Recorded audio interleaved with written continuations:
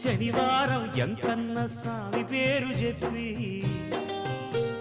శనగలడ్డు చేదబెట్టి సాగనంపింది.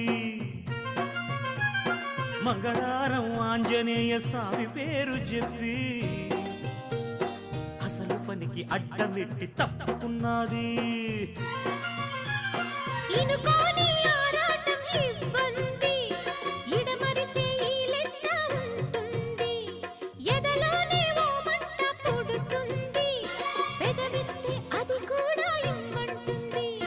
చిరుముద్దుకి ఉండాలి చీకటి అంది, ఏ కళ్ళు పడకుంటే ఓకే అంది. తీరా ముద్దిస్తుంటే ఎంగిలన్నది, ఏం పిల్లది ఎంత మాటన్నది. బాగుంది